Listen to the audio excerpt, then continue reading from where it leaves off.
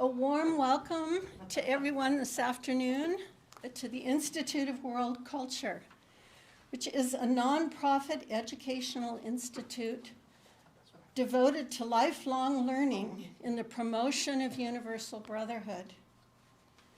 The Institute is located in Santa Barbara, California, but it streams all over the world and via our YouTube channel, which is IWC in Santa Barbara. I'm Donna Moore, and I'll be the chair of today's event. Information regarding the Institute can be found on its website, worldculture.org, and in a monthly newsletter. And if you'd like to sign up for the newsletter, you can email jerry@worldculture.org, or you can check the website, and all of this information's on that. For those of you who are here in Concord Hall in Santa Barbara, there are restrooms to your right if needed. The 10 aims of the Institute are the 10 aims of the Institute are articulated in its Declaration of Interdependence, and they provide the foundation for all Institute programs. They're posted on the website, and they can be found in a blue brochure on the back table. Our program today is Regenesis, Feeding the World Without Devouring the Planet, based on a book by George Monbiot.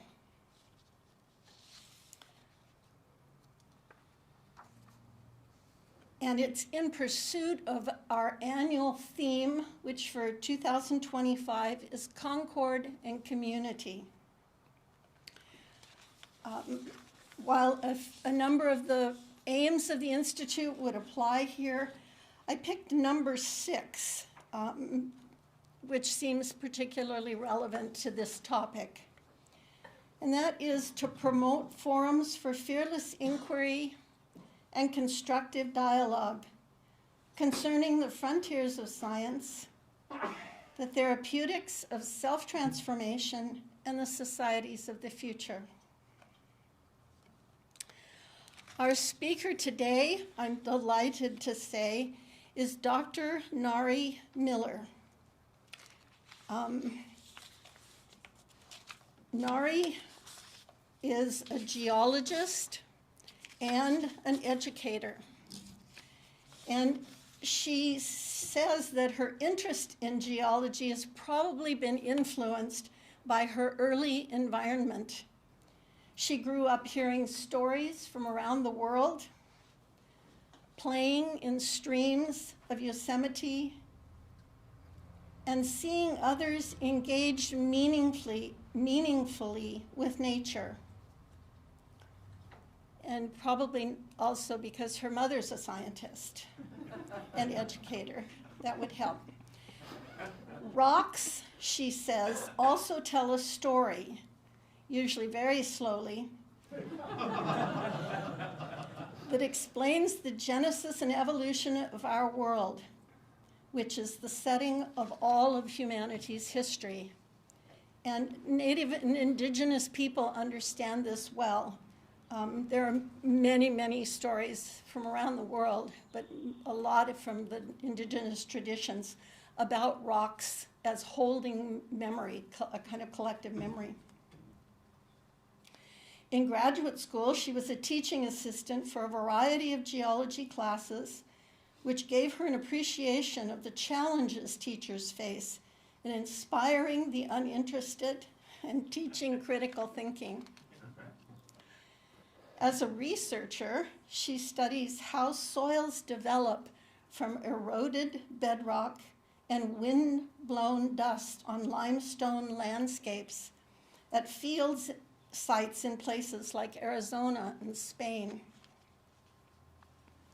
She's also a strong advocate of earth science as life enrichment, as a way for scientists to see art in nature and for poets to learn about the world from a scientist's perspective. And in that sense, we can probably all claim to be needing this particular form of life enrichment. After the talk, there will be an opportunity for questions at the end of the discussion. So please hold on to all those little sparks that occur to you during the talk, and we'll take them up then. And then after that, please remain in your seats because there will be a vote of thanks. We're delighted, or I'm delighted, I know we're all delighted to introduce Nari and to be able to hear her speak. She is extremely clear and has a heart of gratitude, I think, just for being a scientist. And we have gratitude for her just being with Nari.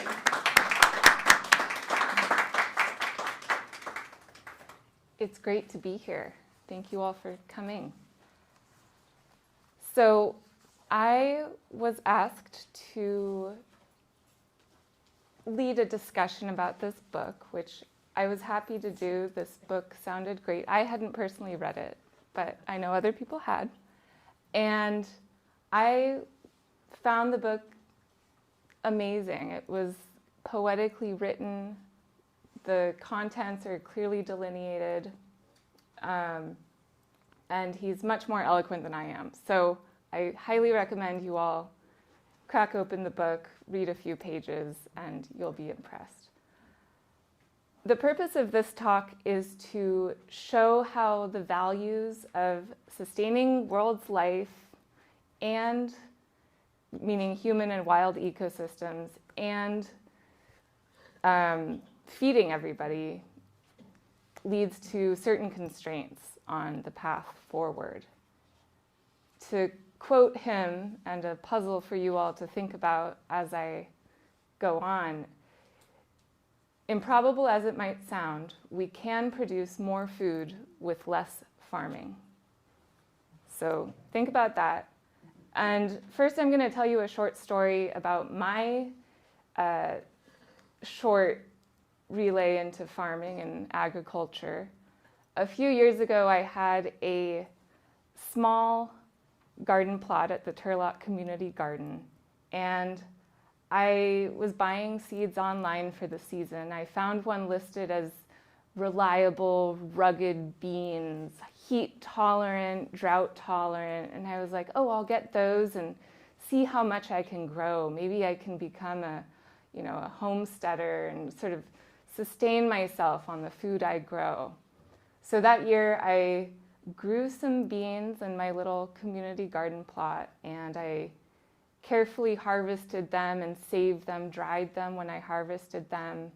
I had to collect the bean pods every few days because they would ripen over, every few days there were more that were ripe and ready to pick. If I picked them too early, the beans weren't, big and juicy, and then if I picked them too late, the pods would open and fall out, and I wouldn't have any more. So I had to go around every few days, collect the beans, dry them out, and then I put them in a pile in the corner to weigh them at the end of the season. When I did that, I spent about an hour, pulling the dry pods off the beans, putting the beans into a container.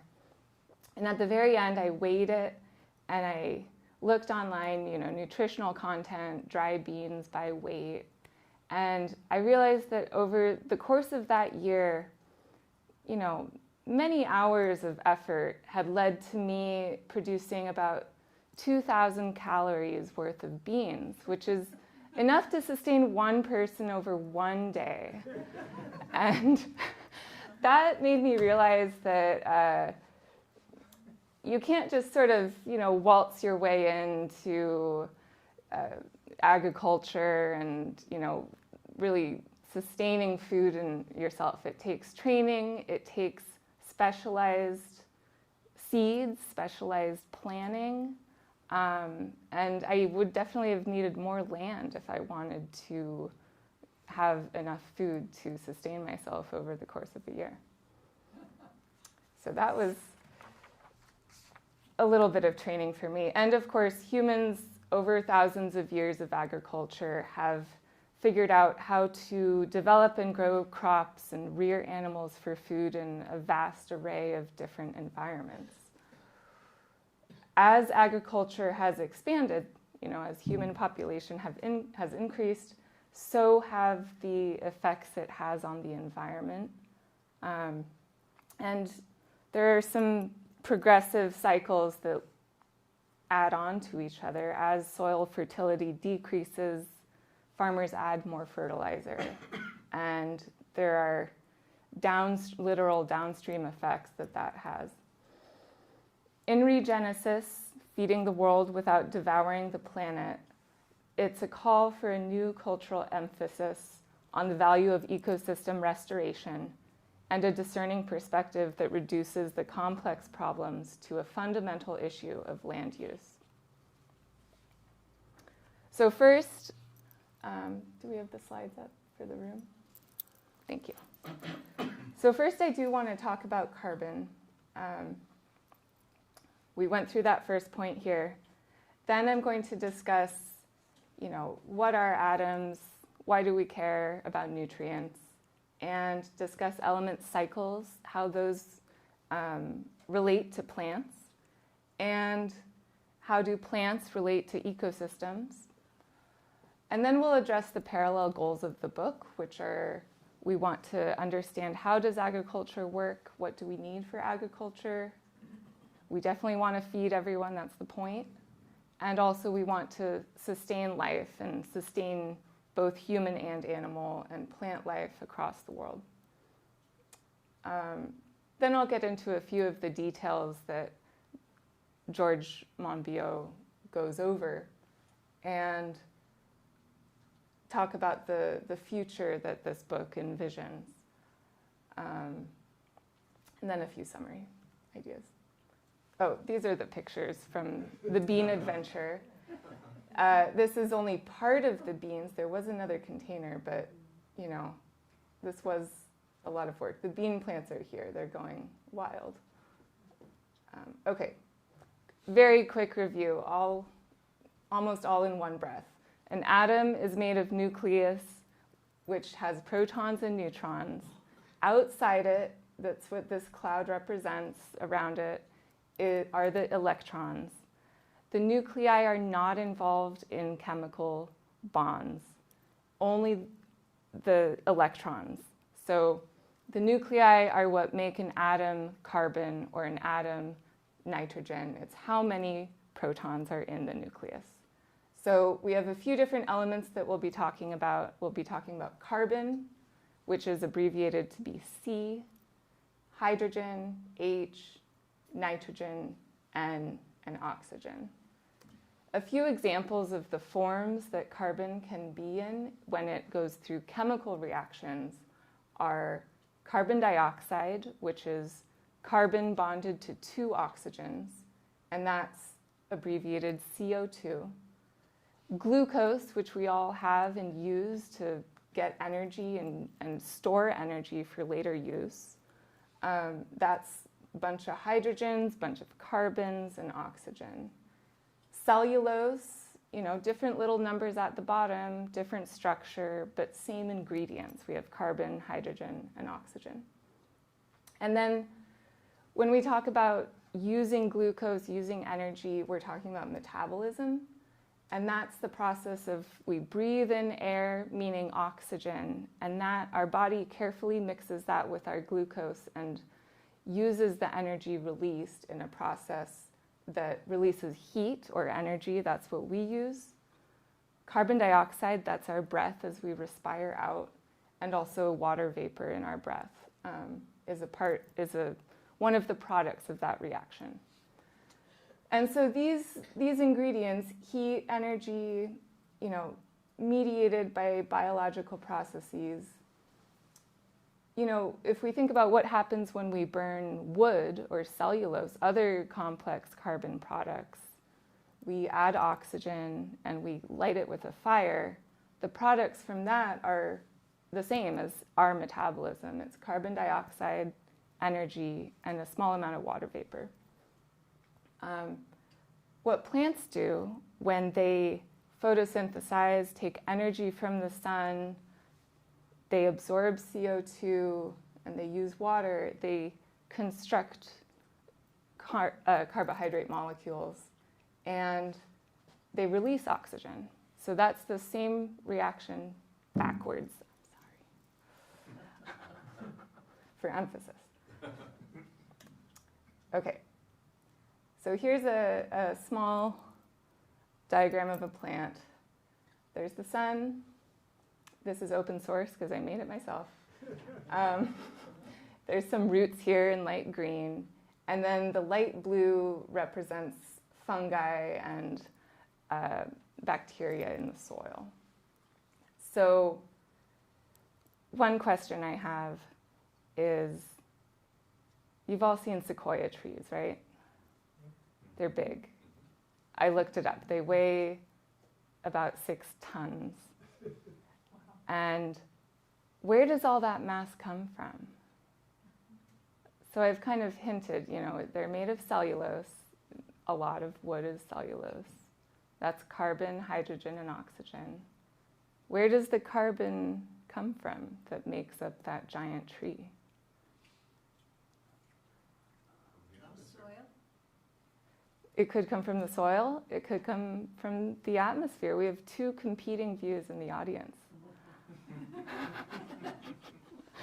And this is a puzzle that, maybe if we don't think about it specifically for a long time, we might think that the carbon comes from the soil. But it's really the one job of the leaves is not just to photosynthesize, but also to have little openings in them that take in atmospheric gas, the carbon dioxide, and use that in the leaf to construct the sugar, which is then carried throughout the tree. And that sugar is then used as a building block to make cellulose and stuff. So most of the CO2, the carbon in the sequoia comes from the atmosphere. The water comes from the roots, and the nutrients are absorbed by the roots. And so the tree has 2 different sources. It has to put it all together. Part of the carbon cycle, so to speak, is, definitely involves plants. And the plant constructs these sugars, brings it down to the roots. And this book talks about how plants not only are supported by the bacteria and fungi that help make nutrients more available, but the plants themselves also provide sugar for the soil around them and for the bacteria that they think supports the bacteria and fungi in the soil. The plant also leaves organic matter, supports, so it's bringing carbon from the atmosphere, and then when the leaves die or the roots die, it's bringing in that carbon into the soil that used to be in the atmosphere. And so that's an important job that plants do. And as bacteria and fungi digest that carbon turns into carbon dioxide and goes back into the atmosphere. So we can see that this is a cycle. If one part is faster than another part, then there's a little bit of an off balance. But in most ecosystems, over time, this is somewhat in balance.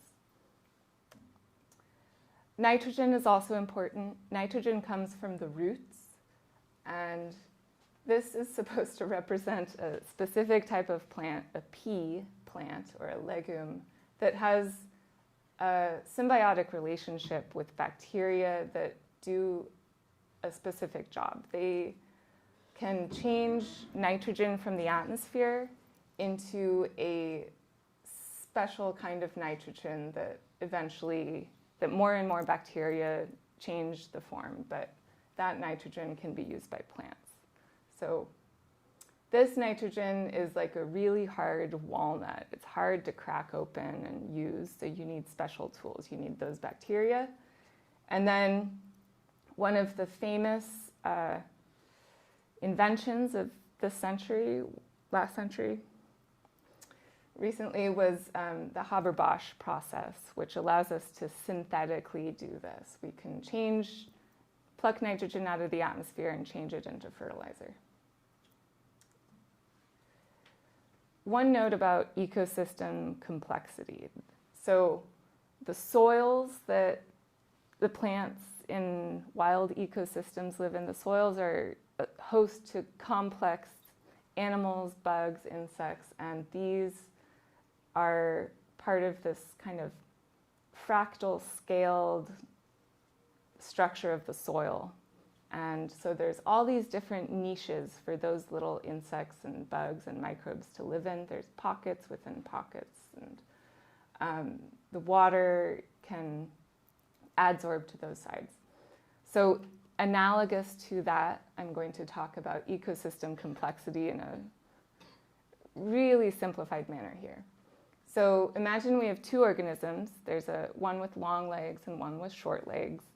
And one is on the left is a homogeneous system where it's very flat, plain, very boring.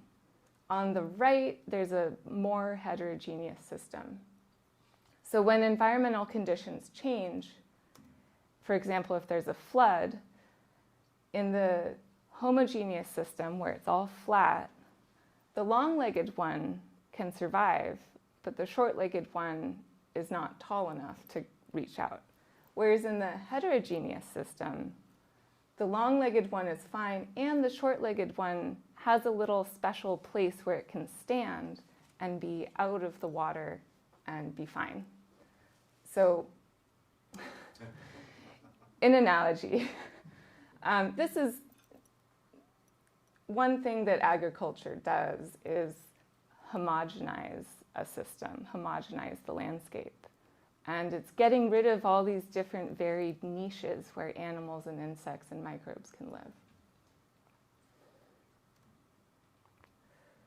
So now the basics of agriculture. We have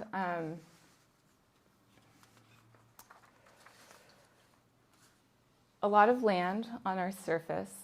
We tend to inhabit only parts of it, so we don't really have the same allocated experience of what is it like to be on a glacier, which takes up 10% of Earth's land surface. We also don't spend a lot of time in deserts, salt flats. Maybe we do spend time on beaches and dunes. But for the most part, we're talking about habitable land, which is Earth's surface. Of that habitable land, 45% is agriculture, meaning including grazing. So it's used in some way to get animals, rear animals for food or produce crops. And 40% is forests and 13% is shrubs. Urban and built-up land is only 1% of Earth's surface. And so when we're concerned about one point that this book makes is urban sprawl, we're very concerned about urban sprawl, but we really should be more concerned about agricultural sprawl because that's much more extensive. It extends across the landscape. Of that agriculture, 80% is for livestock, meat, dairy, textiles. I suppose that means leather, where most of that is grazing land, and 1/5 is producing food for those animals. Whereas 16% of agricultural land is crops for food to go directly to people. And 4% is cotton and biofuels. So most of this book is talking about how 45% could be shrunk to reduce the extent of agriculture and return much of this habitable land to forests and shrubland. And how can we shrink this? We can produce food more efficiently, and we can change what we do to the land, change our consumption habits.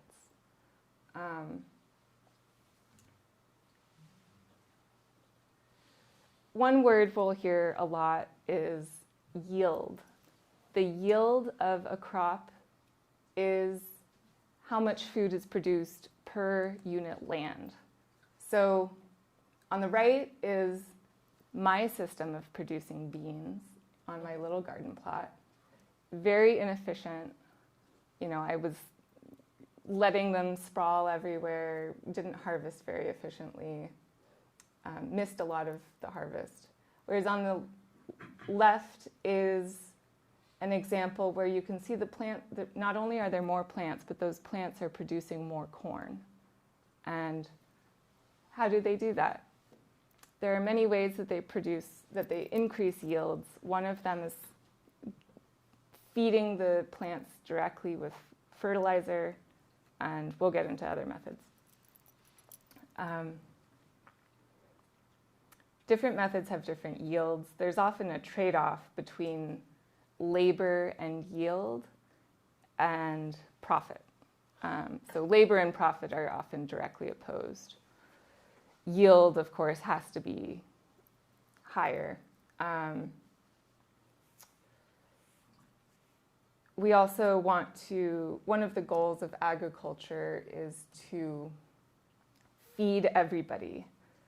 And one of the ways that we quantify that, how do we know if everyone's getting enough food? Is there enough calories per person? Is there enough nutrients for each person? Some things get in the way of that, like is the food able to get to people from the cropland to the city without going bad? And is it affordable? Can people afford to buy healthy food? So, and various other things. When we talk about sustainability, we want to have a process that can continue indefinitely because it does not deplete its resources faster than they are renewed. So many natural environments are considered sustainable, more or less, because they include processes that are overall in balance, meaning the nutrient cycles are balanced or the changes in the amount that's stored there are very, very slow over time. And we hear a lot about biodiversity as a measure of sustainability and environmentalism. What biodiversity is a amalgamation of different quantities. We're talking about how many individuals of a particular species are present. So how many little cute little bluebirds are there, and as well as the number of different species, how many cute little birds are there overall, and whether they're rare species. Oh wow, there's a cardinal, which are not that rare. I'm sorry, I'm not a birder. Biodiversity tends to be higher in habitats where there are a variety of resources and niches. So when I was very young, we had a whole year, I think, learning about the ecosystems in the rainforest and how the canopy of the rainforest provides different niches as the light decreases. The plants are fighting for sunlight, and there's all these different zones as there's less and less light that totally different animals live in. And so that vertical structure to the rainforest provides different habitats for different animals.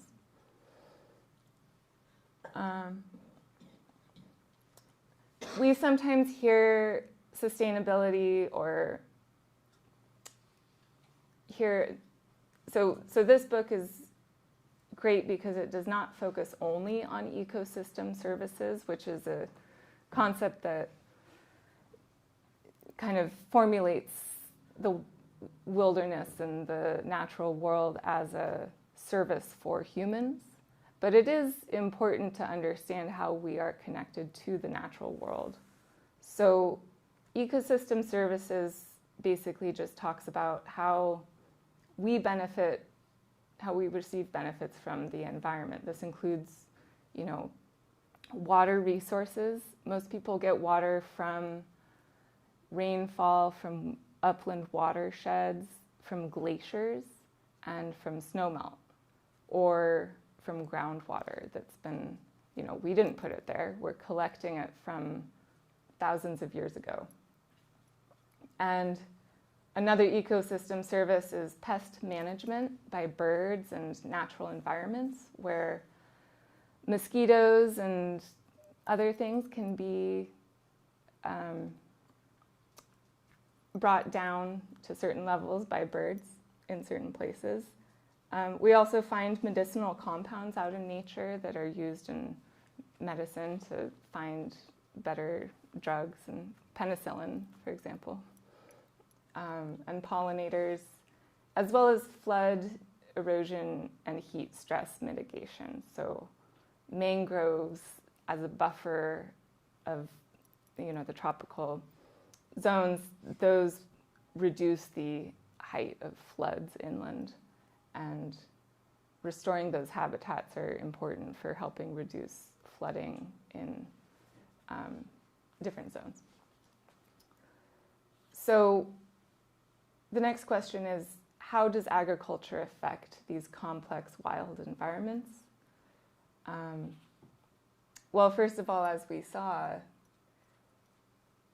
agriculture is something that humans have done, and it's replacing the former use of those lands. And so there's some, agriculture, as this book says, is a simplification of a former habitat with a lot of complexity to it. And it also requires resources from afar, and so there's more than just the local effect. There's resources from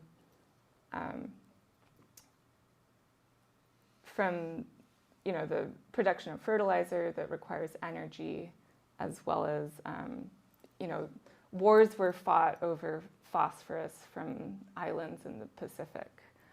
That was before we could get it elsewhere, but there's a lot of geopolitical tension that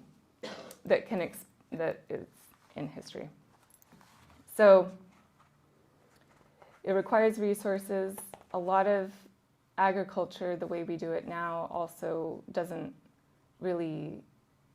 isn't responsible for the waste and leftover material. It's let loose into the river systems and pollutes the rivers.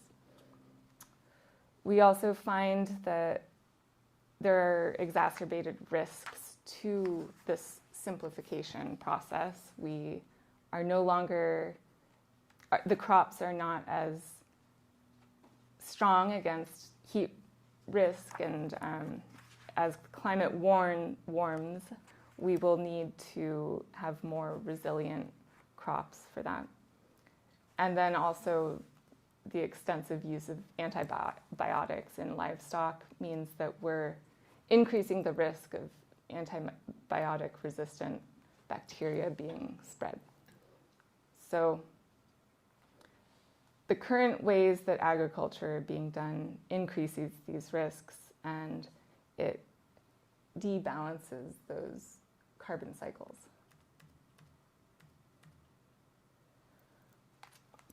In conventional agriculture, these nitrogen cycles are out of balance locally, at least. Instead of bringing in, nitrogen is added usually once per season early on by a fertilizer, and that means that they want to make sure there's enough, so they add a lot. It's not targeted and added when the plant needs it.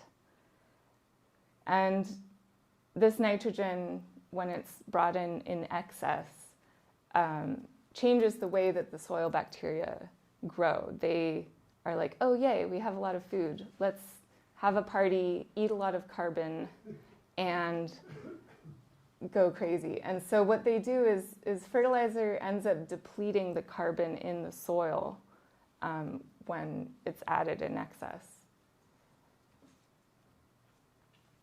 And so this is what we're calling conventional agriculture. In organic agriculture, I'm actually not going to use that term very much, organic agriculture, because it's more of a collection of political agreements of what is organic. Organic agriculture includes livestock farming. It allows tilling, and it, excludes newer synthetic sources of rennet, which is one of the ways of making cheese. And it allows non-organic manure from non-organic cows to be added to organic crops. So rather than use that dichotomy of organic versus conventional, I'll talk about livestock agriculture separate from tilling and separate from herbicide and pesticide-free farming. In this book, he visits a few different experimental farms in the UK, and one of them is experimenting with no-till agriculture. Tilling is where they drag a metal thing across a field and it breaks up the soil, which means it kind of breaks whatever roots are existing in that soil. So it's a way of killing weeds. It can aerate the soil temporarily, and tilled soil adds oxygen, which temporarily also causes a party of the bacteria in the soil, where they eat organic matter and turn it into CO2, changing the structure of the soil. So untilled soil on this particular farm that they visit, Tim's farm, holds together. They find that untilled soil is held together not by roots, but by polymers from the bacteria and fungi. It has more worms, and however, they do use herbicides to reduce the weeds, because every year when they plant their seeds, there are also weeds starting to grow. So to kill those weeds without tilling it, they spray one round of Roundup or something. And so, the soil is healthier because they're not tilling it. On the other hand, there's some pesticide or herbicide use. So they're experimenting. Can they get competitive yields for those fields when they're not tilling the land? Another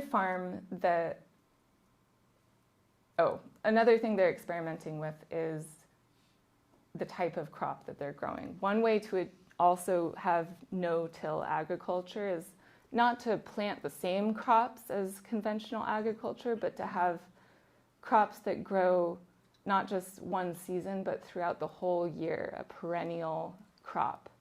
And most wheat and pulses and rye, barley, etc., cereal farming is using annual crops, but there are some places that are experimenting, trying to get perennial grasses to have competitive yields.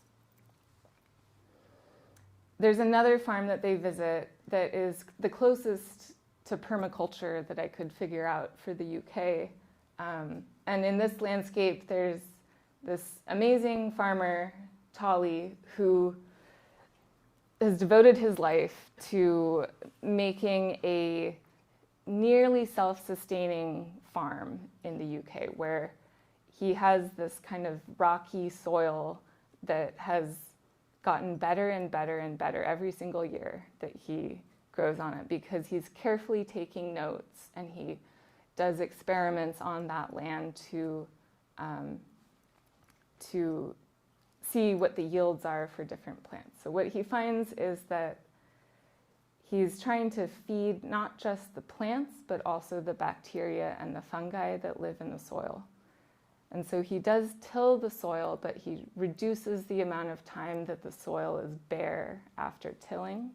And he really prioritizes keeping cover crops in on the soil, which provides, keeps the soil from drying out completely, prevents compaction, and provides organic material back to the soil. This is what they call agroecology. And he really doesn't use any external inputs except for wood chips and the seeds for the plants.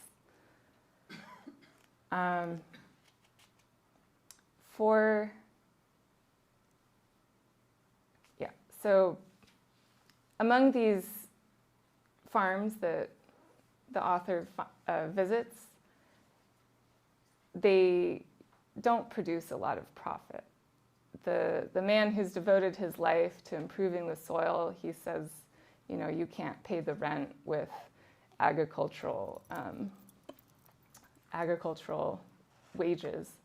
And on the other farms, they're scraping by trying to compete with conventional farms, trying to produce wheat that will be accepted by the mills as being uniform enough and of the right weight. And so they're also struggling. But the author also makes the point that so many farms, conventional agriculture-wise, are accepting subsidies from the government. They're being propped up by our tax dollars. And it's not just farming producing food for us, it's also livestock farming and animal farming, where they're producing food for animals that then are being eaten. And this is much less efficient. Animal agriculture land use has to include feed to sustain a cow or other animals. And even grazing is an extreme simplification of wildlands. Grazing is really not sustainable unless you have very few animals wandering around. In North America, 52% of greenhouse gases are from agricultural soil management, and another 30% are from enteric fermentation, which just means from cows. And so it is a good proportion of greenhouse gas fluxes.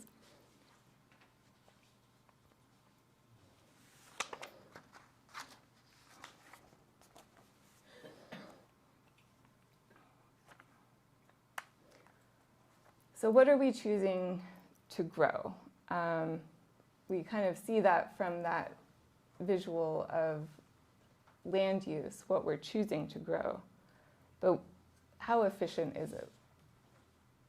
So if we think about the land use per 100 grams of protein, because we're thinking about macronutrients, if we look at the top part, the top two are very far, and that just means they use a lot of land to produce 100 grams of protein. This is lamb and mutton and beef, and they each produce more than 160 square meters, and a meter is, maybe this big. Cheese comes from cows, which is 25% of the beef amount. 100 grams of protein from cheese and milk, 16%. If you get 100 grams of protein from bananas, that would also take a lot of land, but not because they're inefficient. I mean, they just don't have a lot of protein. And then pig and poultry meat and eggs, I believe, are so small mainly because they're usually in intensively managed feedlots. They're not living happy lives. But it's efficient in terms of land use. So if we were careful at using the land that's saved from efficiently managed feedlots, but we're not using that extra land for wild lands. What you do see is tofu and peas and eggs are, less than 1% of the beef. So if you think about it, if you are tofu and I think other soy products,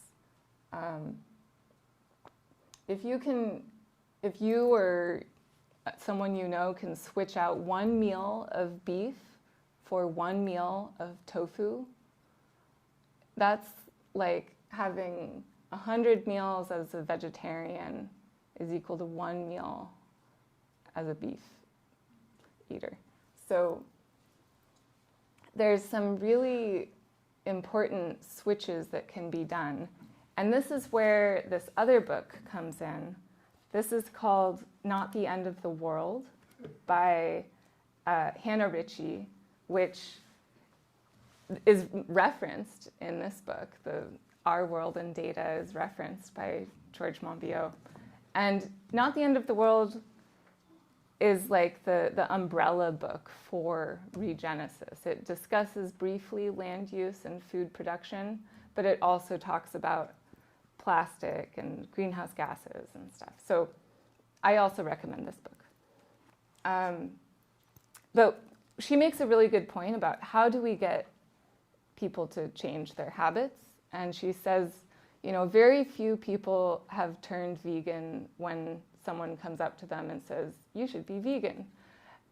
Instead, what she says is most efficient and most effective is to introduce people to, small steps they can do. For example, switching out one meal of meat for one meal of veganism or vegetarianism. And what that does is it introduces them to be more comfortable with the food. And she has some examples of her bodybuilder brother who went into this protein craze right when she went vegan, and she was pointing out, hey, you're totally offsetting and more my veganism by eating so much more meat.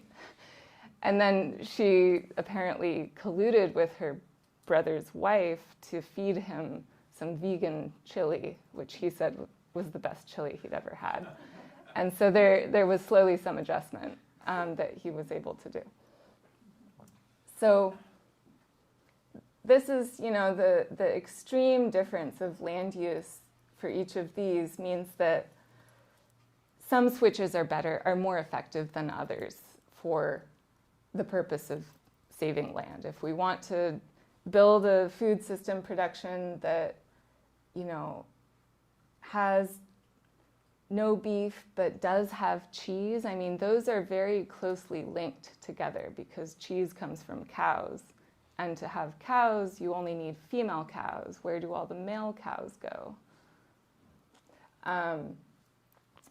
So there's some closely linked things here that if we can think about what we're demanding from the food system, we can change it. We might be thinking about dairy and plant-based milk. Dairy milk, we're only looking at this upper left corner here. Dairy milk is this blue bar compared to oat, soy, almond, and rice milk. They're all less than 8% of the land use required to produce dairy milk. And the message is about the same. So let's talk about the future that Regenesis does envision. He kind of frames the problem as we appear to be trapped between two dangerous forces, efficiency and sprawl. Farming is both too intensive and extensive. It uses too many pesticides, too much fertilizer, too much water, and too much land. There are no perfect solutions in an imperfect world. As time runs down, our opportunities for action contract, and the possible answers become more conflicted. Even so, I think there are ways out. Improbable as it may sound, we can produce more food with less farming. And he suggests, 1, returning land to wilderness by reducing demand, so less animal agriculture, maintaining high yields, and incorporating practices that promote habitat corridors and soil health. Not just the quantity of habitat, but also connection between habitats. That's important for animals to adjust to environmental changes. There's a study he cites that says ceasing destructive activities on 15% of land would avert 60% of extinctions. So every little bit we can save will make a big difference, especially in the rainforests, where a lot of biodiversity is. Farming does look different. There's wildlife corridors and pollinator buffers with native flowers in them, which reintroduce diversity and heterogeneity to cropland. Soils are protected and cultivated. There's fewer fertilizers, no long, bare soil time. He also suggests using genetically modified crops to improve climate tolerance and the yield of those year-round grasses. And so maybe we've only heard genetically modified organisms, GMOs, in the context of modifying crops to be herbicide resistant, which doesn't seem great because that's one use for genetic modification. And, that has its whole story, but there are many other uses for genetic modification where you can combine the qualities of tasty wheat that's used to the humidity of the lowlands of France with the hardy grasses of Arizona. And combined, you might be able to get a really drought-resistant, tasty wheat crop. And that's using the technology that we have to kind of speed up evolution. And, they do studies on these genetically modified organisms. They don't just throw them out into the wilderness and see what happens. They choose the ones that work the best for the situation. So it's a tool that we can use and that he supports using.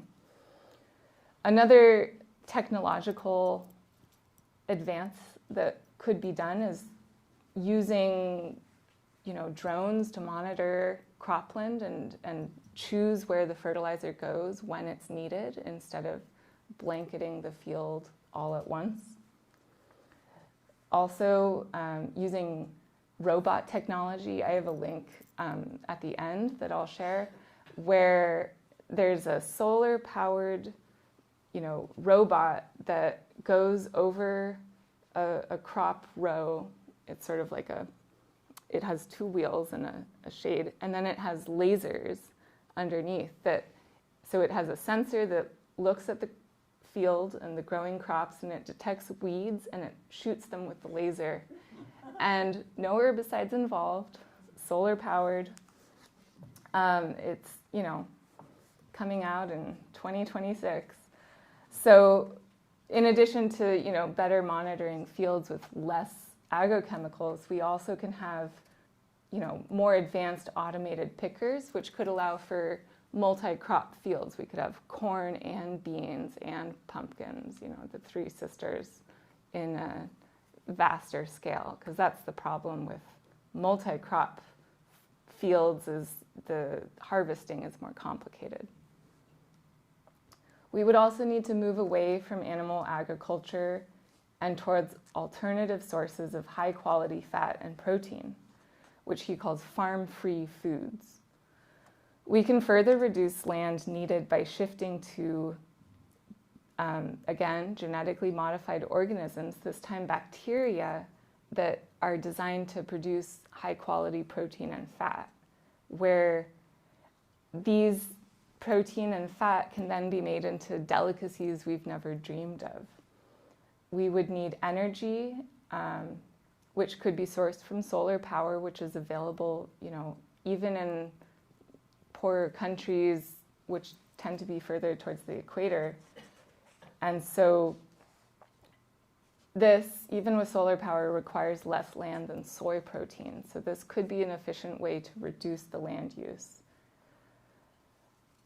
There's some potential questions about, this is a very early stage in this process, and there would be a lot of biological technologies and industrial technologies that would need to be developed for this.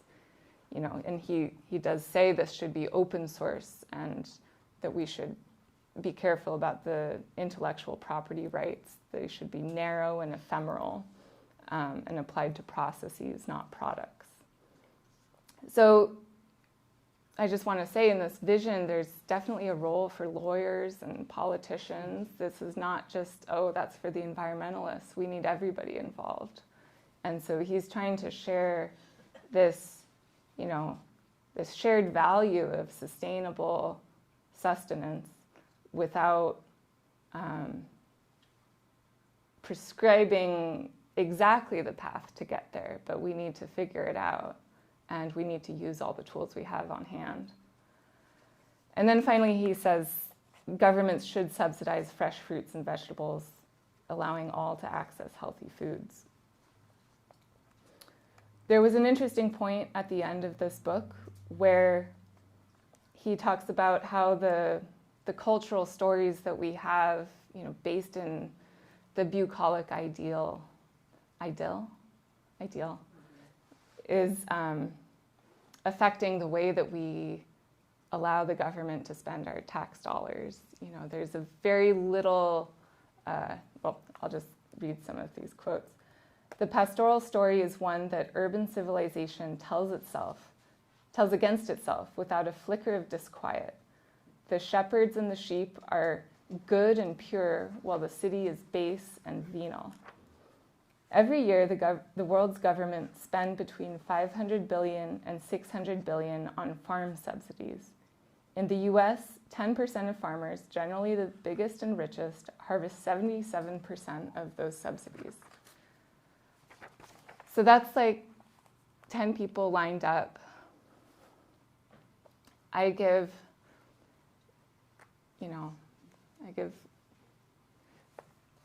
each person, of those 10 people, one of them gets 3 apples, and the other 9 get to share 1 apple. And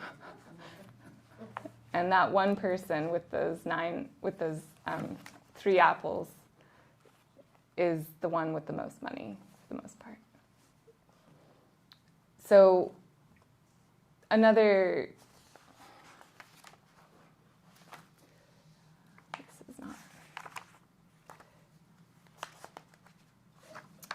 the cultural power of agriculture insulates it from both criticism and regulation. Bucolic nostalgia shuts down our moral imagination, unstrings our critical faculties, and stops us from asking urgent and difficult questions. We neglect the wonderful and thrilling stories that science has to tell us, especially the story of the soil on which we subsist. There are more things in the earth than are dreamed of in our philosophy. We should replace the tired and groundless fables that chain us to destruction with the fresh and grounded revelations that could unlock our minds and allow the world to flourish. To alter the behavior of society, he points out, we need to have 25% of people be a committed minority. We need a big shift, not a micro-consumerist BS. 25%, that's not everybody, so it is achievable. Machiavelli, he quotes Machiavelli, which I'll paraphrase, people don't accept new systems until they have experiences with them.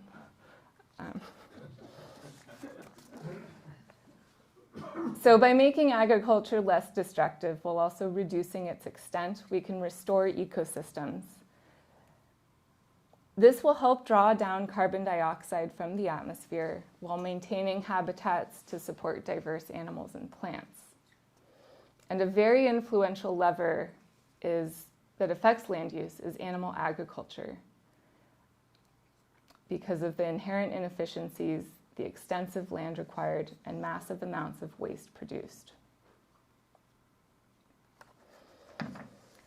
So that's it. I hope that we feel free to ask questions, start a discussion with the rest of the group.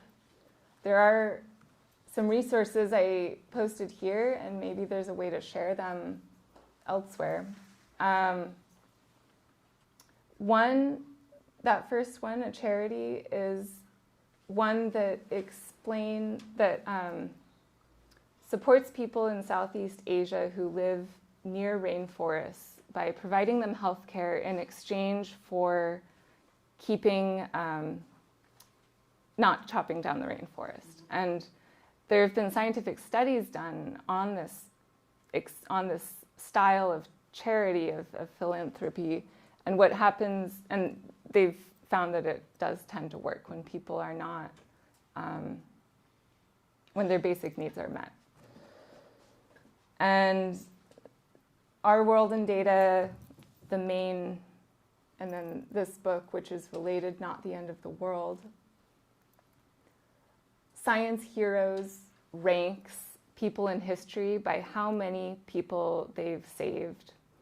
And the top people on that, the people who've saved, they say 2.3 billion lives, are the Haber and Bosch, who have some questionable other history, but the fact that they have been able to synthesize nitrogen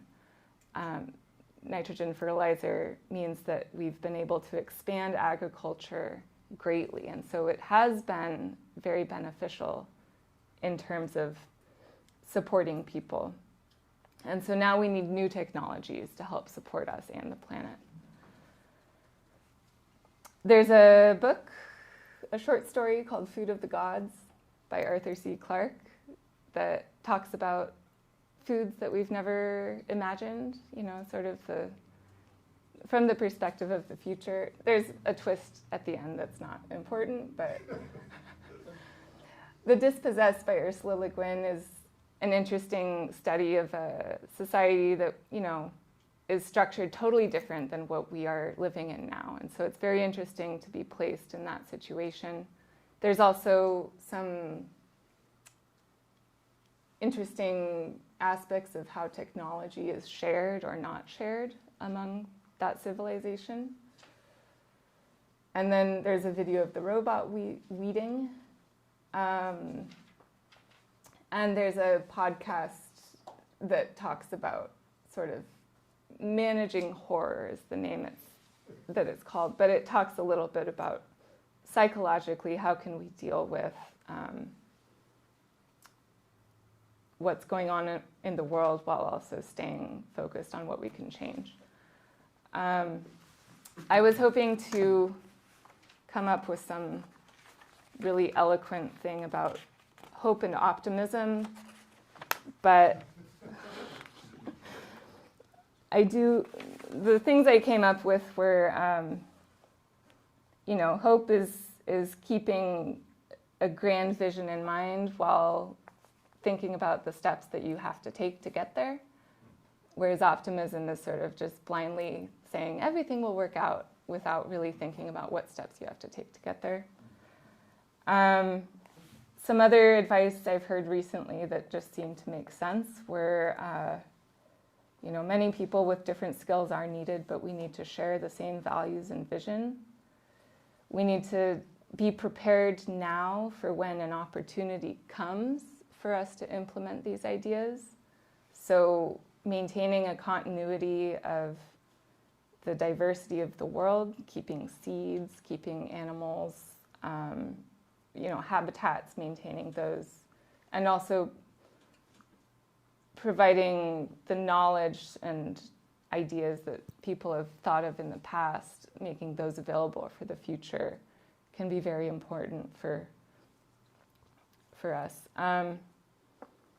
If we're thinking about, the last few days we heard news about environmental protections being decreased when we're talking here about we need to protect the wilderness. The only good news I can think of in terms of that is that we're given a tabula rasa in terms of environmental protections, meaning we can be ready with a clear vision of protections that does not allow legal loopholes. So, have a firmer foundation in the future for protections. Maybe changing economic situations will help us get into recycling e-waste and rare earth metals, finding it more economically viable.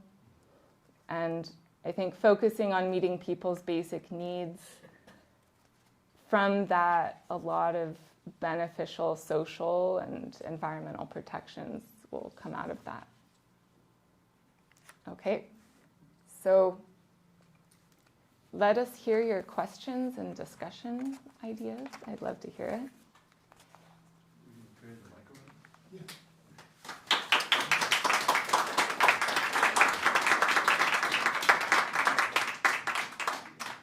So I want to use the mic so that broadcasting can hear what you have to say.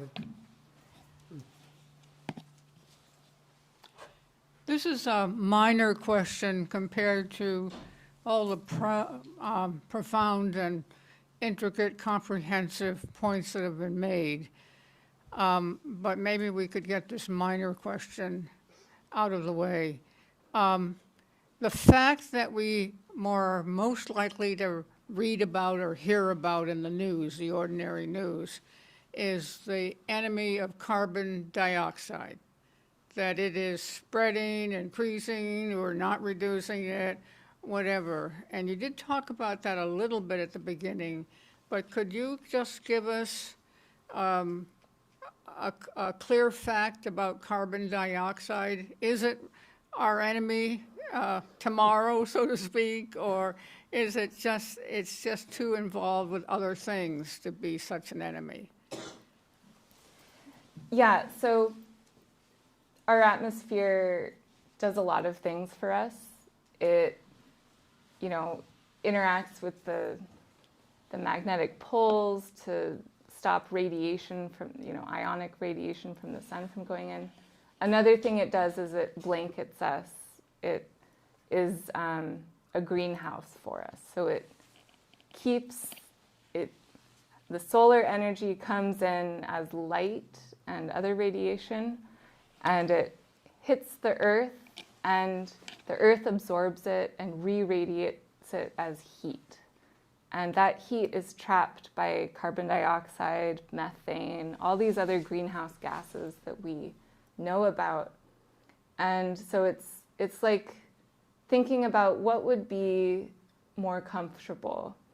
Standing outside in the sun wearing a white t-shirt, or standing outside in the sun wearing a white t-shirt and wrapped in bubble wrap. So the bubble wrap is the greenhouse gases, and we're wrapping ourselves more and more with more bubble wrap, standing in the sun as we add more and more CO2 into the atmosphere, more carbon dioxide, more methane.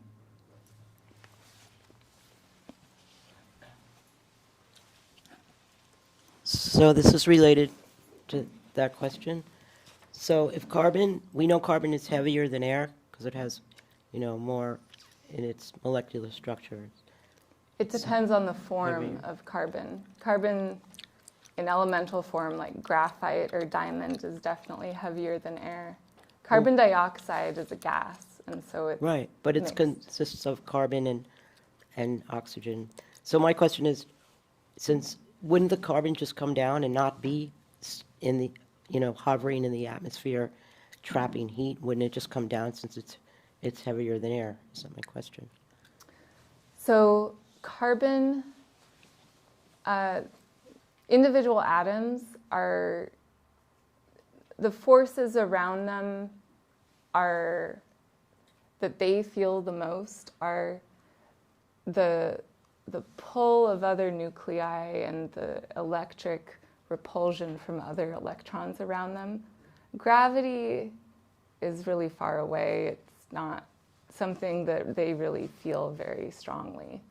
Only when atoms are amalgamated into chunks of matter, really, do they end up caring about gravity. And maybe if I say anything that anybody wants to correct, they're welcome to correct it. But this is, my understanding that what ends up really mattering the most about how something behaves in the world is the chemical form that it's in.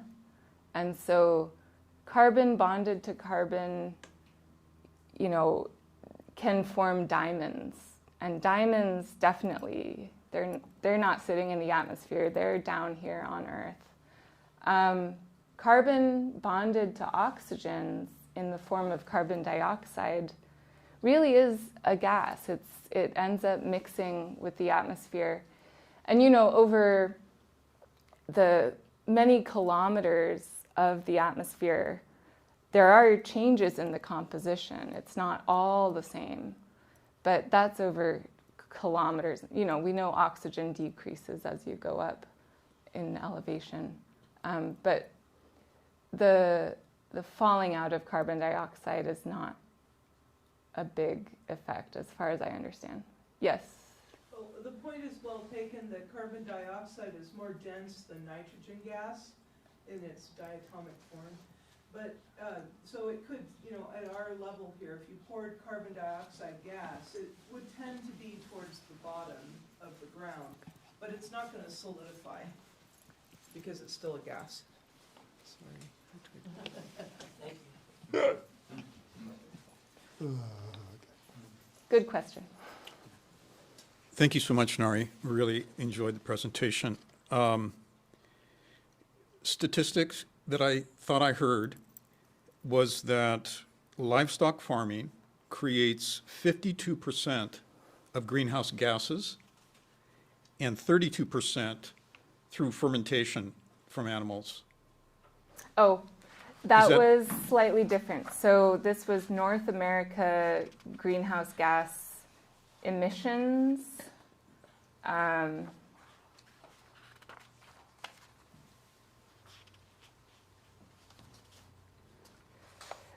The 52% was from agricultural soil management. And this was, I believe, emissions for, in North America, 52% of greenhouse gases from agriculture, categorized as agriculture, Okay. Well, is soil management. okay. So of total greenhouse gases produced in North America, 52% of it has to do with the soil management. Total Practices. related to agriculture. This is Okay. a subset. Yeah. All right. Well, the reason I brought it up is because there's several TED Talks by Monbiot online. I don't know if you've had a chance to look at those or not. But one of the things he says that is very startling is that livestock farming produces more greenhouse gases than all systems of transportation that we use. Planes, trucks, cars, airplanes, etc. That's a very startling thing. And actually, it goes back to studies that we looked at more than a decade ago by World Health Organization, where they did cross-country researching. That one of the startling things that came out of it, this researcher wrote. He said that there's all this talk about buying a Prius as a way of really making a contribution to a healthier environment, but it takes 10 years for all the adverse environmental impacts that went into building that car to catch up to the benefits. Whereas a person, if they, as you pointed out, if they simply switched a portion of their diet from a meat-based diet to a plant-based diet, that they would have a greater impact, an immediate impact on the environmental issues that we're facing. And the other thing that Monbiot says, if I could just mention a few other things, because you hinted at this as you kind of went through your talk, but in his TED Talks, he states it much more dramatically and emphatically. He says that livestock farming is the #1 cause of deforestation, as you mentioned, right? And there's some, very dramatic things that are said about that. Like one burger equals about 200 square feet of deforested forest in order to produce that one burger. You know, so you can visualize that. And this whole thing about the forests being burned, the Amazon being burned down. Why is it being burned down? It's because they're creating, they need more grazing land and they need more land to feed the animals. And so that's what's going on there. Anyway, so deforestation, and that goes along with habitat loss, right? Because you burn the forest, all the species that are in that forest area they're being slain, right? So that's the second thing, and we're told we're in the 6th species extinction right now. So Read this book. She talks about that. okay. Well, number one cause: species extinction, deforestation, greenhouse gases, and what's the soil degradation?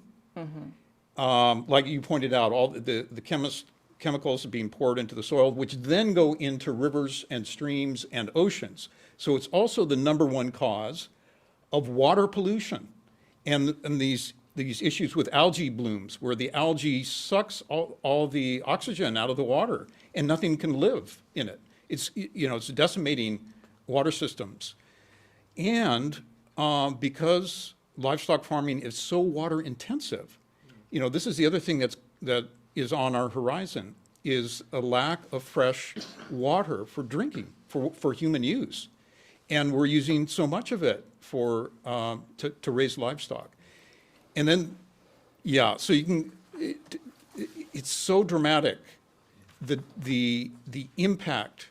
And what I really appreciate about your talk is that you pointed to the fact that in order to have an impact, we don't have to wait for the government to change their policy, right? We can change our policy. We can But we alter. also need to change overall policy. That's true. That's true. We need laws. We need all those things. But the individual citizen is not helpless. No, And definitely that not. choices made daily at the grocery store, Yeah. that will have an impact. So I just wanted to kind of reemphasize that point, which I think is a point of hope as well. Yeah, there's you reminded me about a few key takeaways that I'm mostly pulling from this book, but that George Monbiot also covers, that the choices you make at the grocery store, there are some very clear switches you can do that make a big difference. And the rest is kind of, rearranging the deck chairs on the Titanic as it sinks. It's really not that important. The things that are not important are, if we're focusing on land use and greenhouse gas emissions, if we're focusing on those, then organic versus conventional, not very important. There's some hard to quantify trade-offs of organic uses less pesticides and herbicides, whereas it takes up more land to grow the same amount of food. Conventional is more intense. If we're talking about how is the food wrapped, is it wrapped in plastic?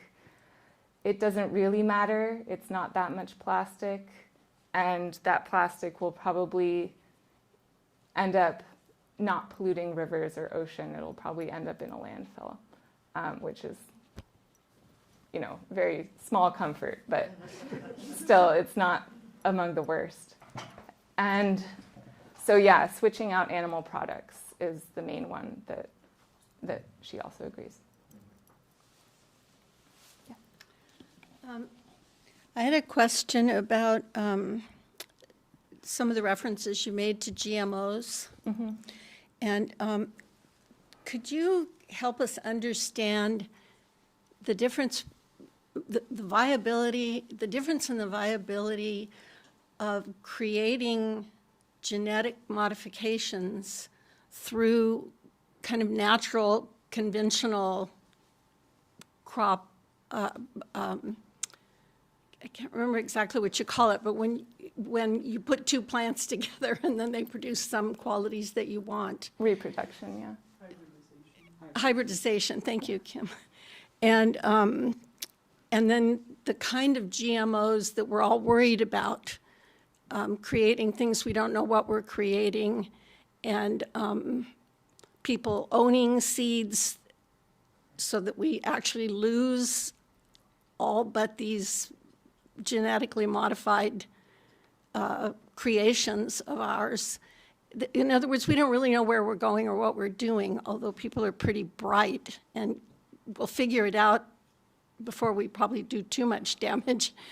But I'm wondering about that distinction, if you could say anything about that. In other words, could we do a lot with the natural hybridization of plants if you had, and it's connected to, if you had farmers who were like old farmers, or is this a kind of utopian look at farming, that they knew their microclimates, they knew their microhabitats so well that they could grow lots of different kinds of things in areas, and they knew 5 miles away they couldn't grow those things, and all these various things to do. Am I really confusing you? No, Okay. I see what you're saying. I don't know that much about genetically modified organisms or methods, but I think the main, I think yes to you, that heritage seeds that people have developed in particular climates and locations are very important because they are unique and may have special qualities that could be shared in other places. So, you know, those seed bank programs that collect the, you know, their great grandmother's garden seed, you know, that particular bean plant has some particular qualities that are useful. I don't know exactly, I think the risks that you listed being related to GMOs are definitely ones we see associated with GMOs in the way that they're being used today, meaning the intellectual property issue that is being exploited by companies who are, you know, copywriting they're holding the rights to their seeds and refusing to let others propagate those seeds. But that's not exactly an issue with GMO methods in particular. It's a way that the technology is being used. The technology itself, I don't know if there are unique risks to it. I mean, we are seeing plants do things we've not really ever imagined. Like there's this horizontal gene transfer of, you know, herbicide, you know, the weeds that, you know, plants can exchange qualities between each other. I guess the example I'm thinking about is a GMO example, but I think it's how the herbicide-resistant crops share herbicide resistance with weeds that they're in the field with. Is horizontal gene transfer, which, you know, is maybe we shouldn't be using that kind of method where we're just relying on antibiotics or herbicides to get rid of everything that we don't want. But I think there are, I don't know, I haven't read a book on it or read a paper, but I think there are advantages to doing it. It can speed up the process, and you can combine genes that are not closely related among plants that are not closely related. I remember maybe it's the same TED Talk that Kirk listened to, but where he was emphatic about something.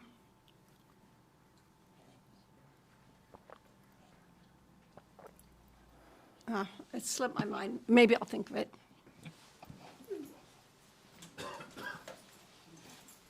Oh, I remember what it is, and I'll speak really loudly. That knowledge-wise, we know, well, knowledge-wise, we know less about our soil on Earth, far less. We know almost nothing about how it works,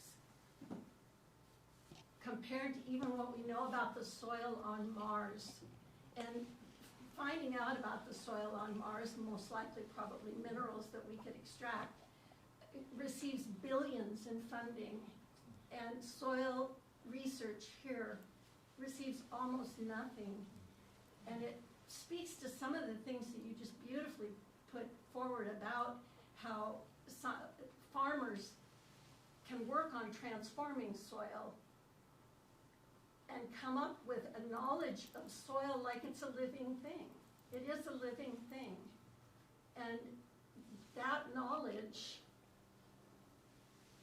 seems really important, but Monbiot, I can see his point. He's saying, well, we may not have the time, he's thinking, to fool around, and so we need to use GMO technology to create things that are going to get us through, because it takes so long to learn, to actually learn. Yeah. But I don't know, people are so bright these days, and there's so many people getting PhDs that we can't find farmers, so maybe there's a blend, Yeah. you know, some kind of coming together of those two worlds. But There, yeah, it's not. He talks a little bit about, you know, the nostalgia for times past. You know, is we're working on a changing baseline here, where the climate is changing. It's getting warmer. There are more extreme events, more extreme floods, more extreme heat, more drought, and so plants that maybe did really well in one particular spot can not do very well there or in a similar place because they have to work with these more extreme ranges of temperature or flooding. And so there are certain new things that some plants may need to adapt to that they won't have time to adapt to. thank you for your, I can't imagine how you put those books together in that short presentation. He references our World in Data, which is where she works. Beautiful. Thank you for your presentation. Just one flashing thought came through. What role could AI or robots play in the future in the whole farming world?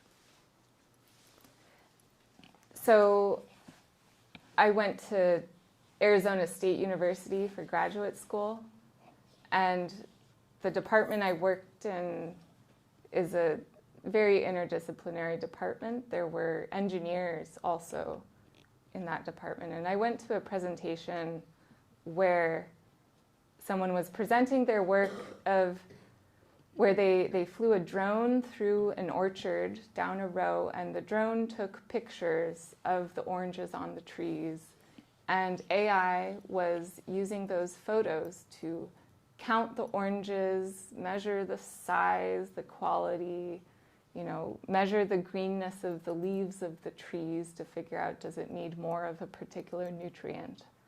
And so this kind of surveillance of crops can be very useful in using less fertilizer, using less pesticides or herbicides, and then also acting on the orchard or crop by harvesting or getting rid of weeds, you know. I think in that way we're very close. I mean, there's prototypes. I mean, I'm not in that field. I might be missing something, but I think we are close, at least in having them be available. I don't know about cost-wise or in different terrain or weather, but it could allow more efficiency in terms of resource use.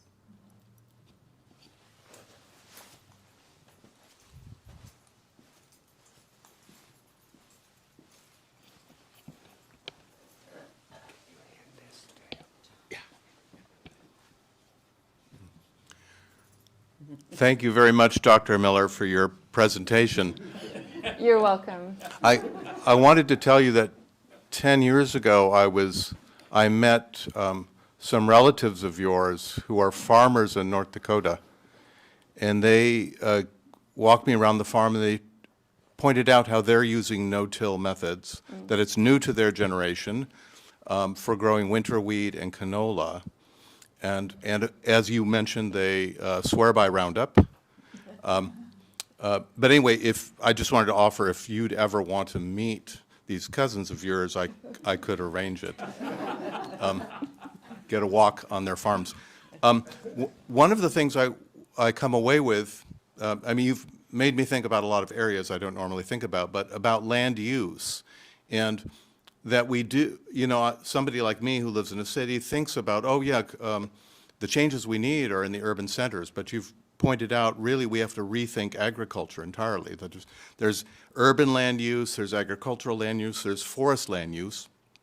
But I thought of another category I don't think you mentioned, and that was mining land use. And I wonder if you have anything to say about mining land use and reforms we need in that, or what percentage of land is used for mining? I don't know what percent is used for mining. You know, a lot of mining happens underground, and it's not really a footprint on the surface. So how do we define land use?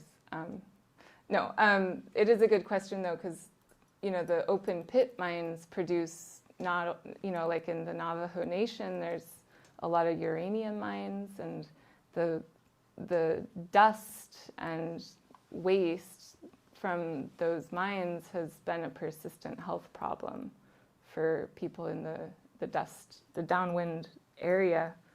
You know, it's easy to disparage or to say, oh, it's very bad. And it's true, the health problems are very bad, but mining is what gives us the world that we live in. The technology that we have requires mining in particular places in the earth where these elements exist, these rare earth metals. Also concrete, asphalt. I mean, I was doing some work in Los Angeles one time, and on a lunch break, I looked out over the cityscape of Los Angeles, and it suddenly occurred to me, all this building, all this remarkable man-made stuff was all dug up from the ground. It never occurred to me before. And then I thought, wow, where are they digging for all this stuff?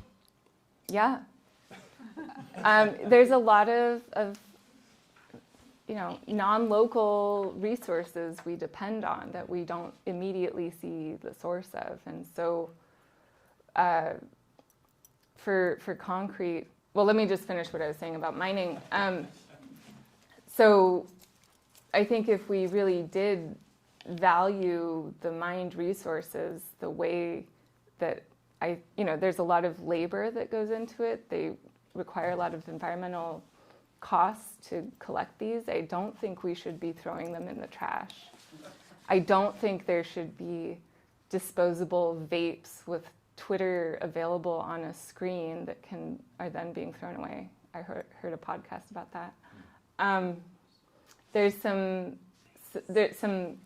incongruent economic influences that are allowing us to get rid of these resources that were mined at great environmental and labor costs.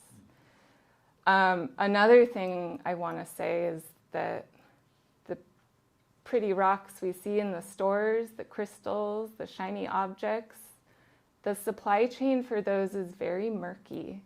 And the way that we get all these shiny, pretty rocks in these stores is through very cheap labor with people who are doing subsistence mining, meaning the money they make that day is what they eat on. And so there's very little education. Children are involved in mining, and there's very little oversight because of this complex mine system. So when somebody tells me, oh, this crystal is giving good vibes, or I recognize it's pretty, I'm amazed by it, but also I don't want to touch it with a 10-foot pole. I don't know where it came from. And I think if people really thought about where these resources come from, they would, kind of absolve themselves of being part of some of those less necessary systems. You can go on a walk and look outside. You can go look at the beach. You can go look at the ocean to get that same sense of wonder.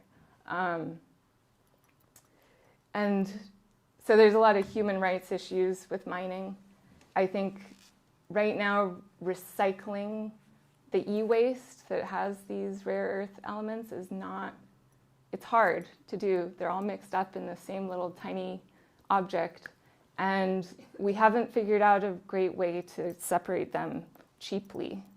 But that just means that we need to have some change. We need to pour more money into innovating that so that we don't have to spend the labor and the costs on mining. But yeah, good question. I don't know exactly the footprint. The other thing you said about concrete is that's also, they mine the gravel and the sand. There are sand mafias in some countries where they supply sand from rivers, and that changes the dynamics of the rivers and cause, it's outside the legal system, and there are these big supply chains providing gravel and sand for concrete. So yeah, the infrastructure does pull in a lot of stuff. Concrete also emits a lot of CO2. I don't have a good takeaway about that, but. Thank you. So going back, I think some of the discussion, maybe a few questions ago, on how much we know about Martian soil versus Earth soil. I think that is a true statement.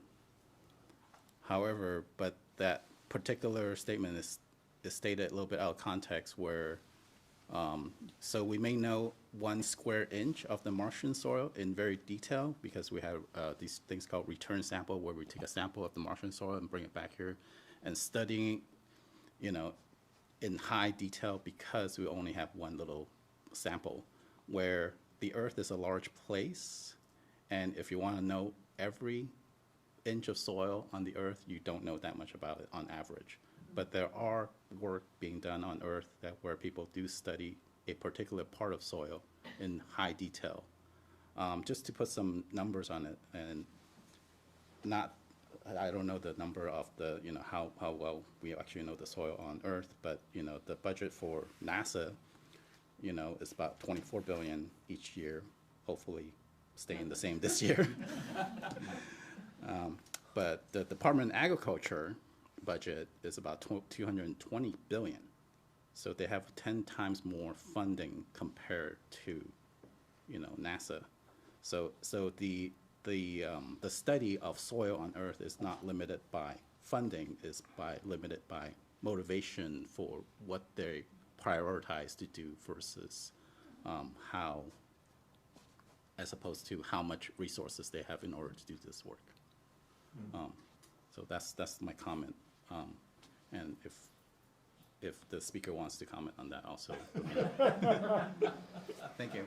Can I just make a clarification when I was talking about what Monbiot was saying? He was talking about understanding the processes, not the chemical elements and that sort of thing, but the actual processes of how soil works. And I don't know if that's what we're doing on Mars or not, but I appreciate everything you said. Well,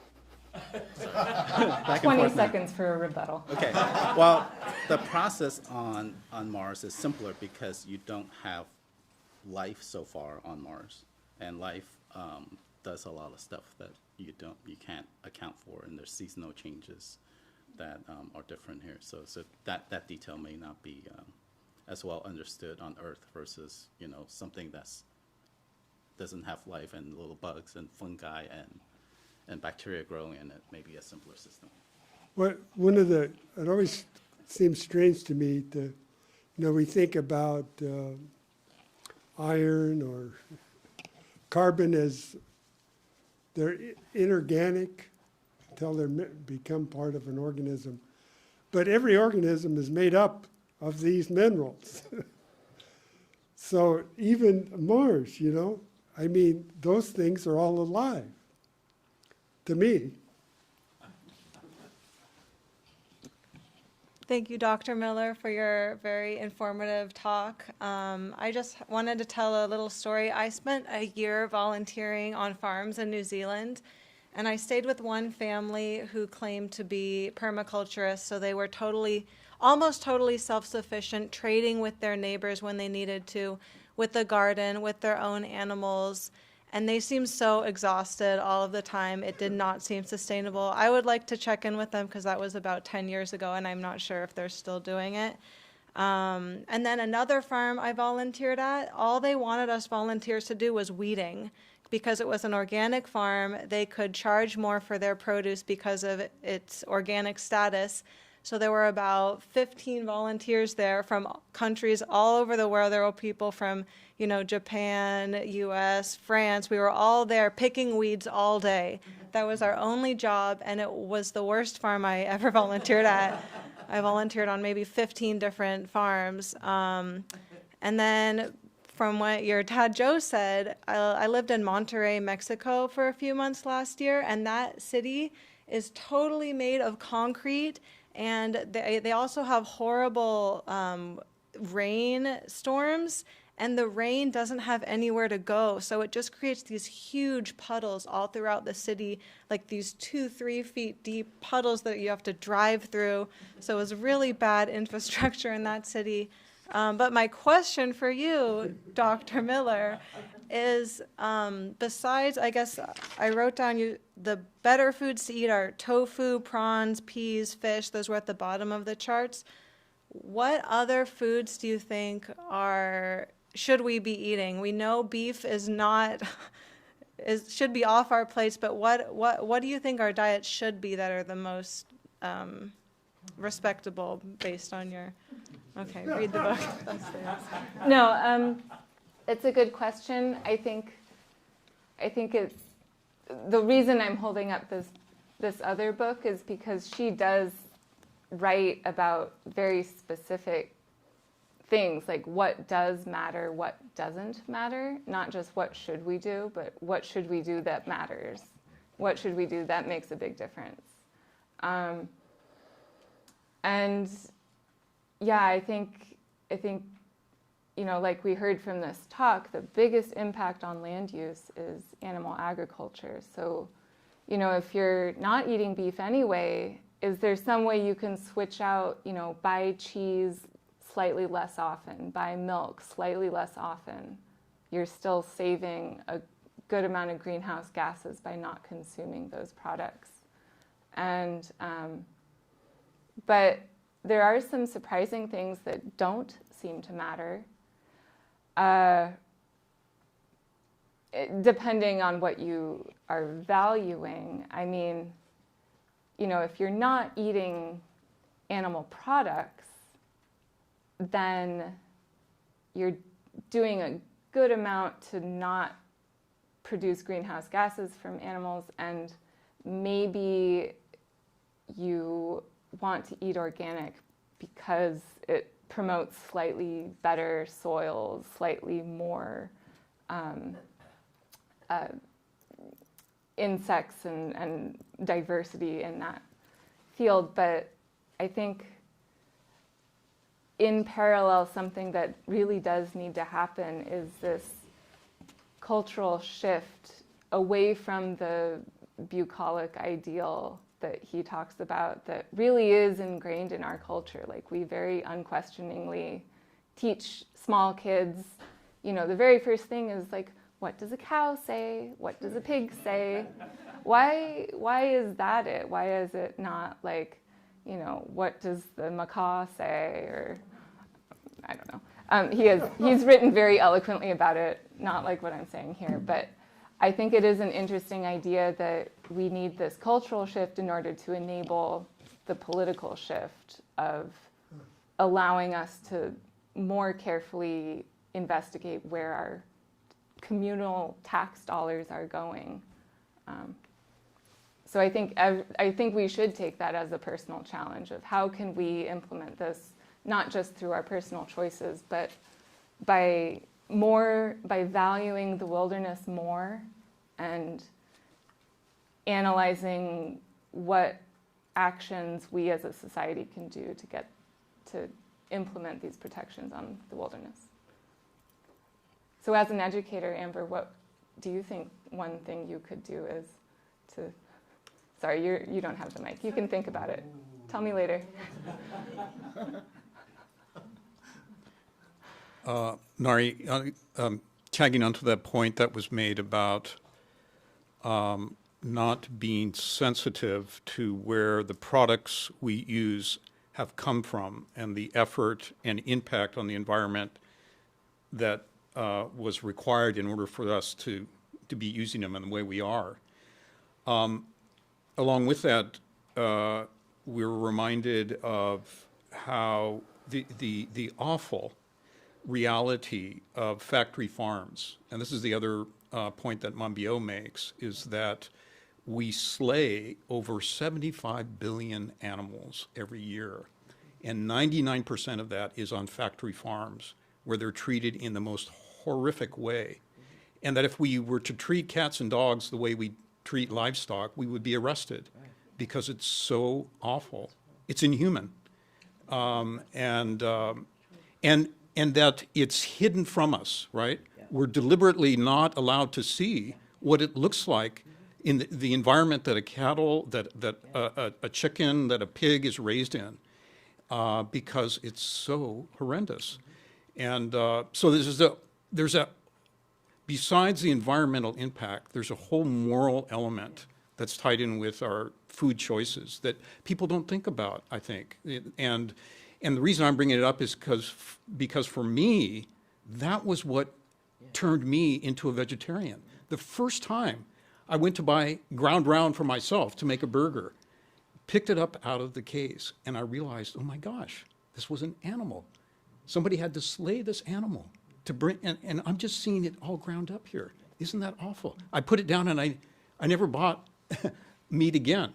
That was when I was in my 20s, you know, so that moral dimension, I think, if people think about and actively go and research what brought the food product to their plate, what that animal had to go through to get to that spot where it could be offered for consumption, that I think people would be turned away from it, just from a moral perspective, as a kind of the awakening of conscience.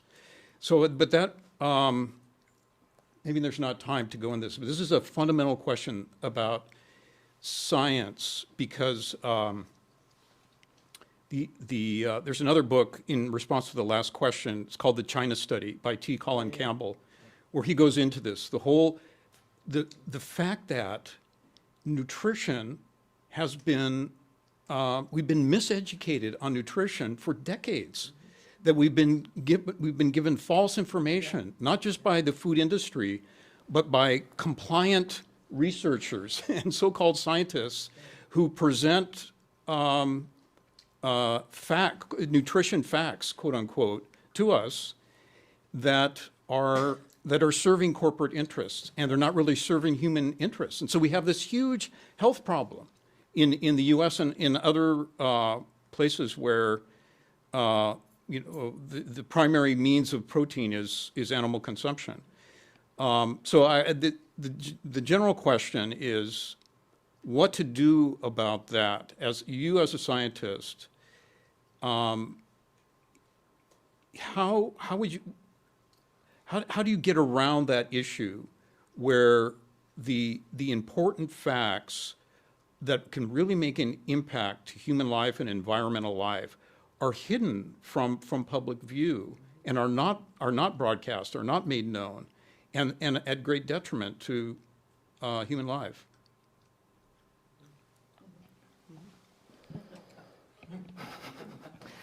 A very good question. I think, you know, we can take a page out of marketing where people learn to like what they're familiar with. And so the more people are familiar with the wonders of the natural world, of soil and the processes that we see in the wilderness, the more they'll value that.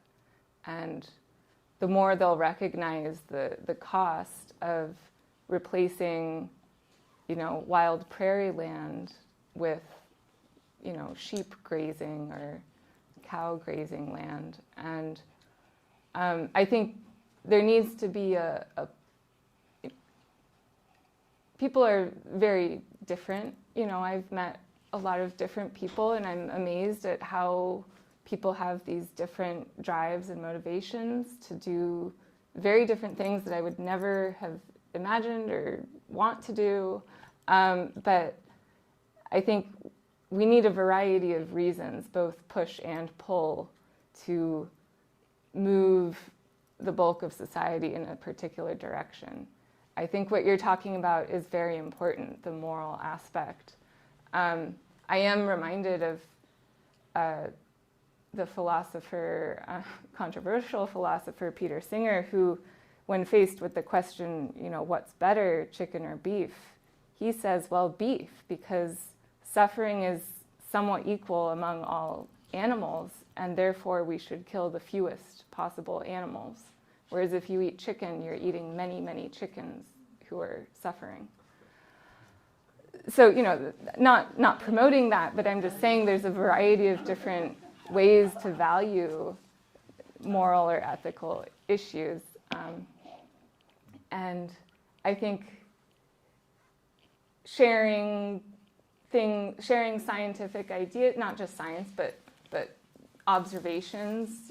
There's a lot of poets who make observations, photographers and artists who are very keen observers, and getting people to share those experiences with others will hopefully get a variety of different hooks into people to bring us all in the right direction to protect the wilderness and get towards a sustainable future.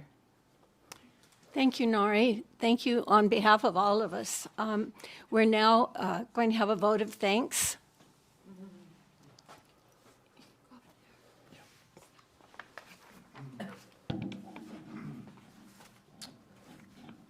Well, I would vote that we give Nari a vote of thanks. Is anyone else that wants to vote in favor of that?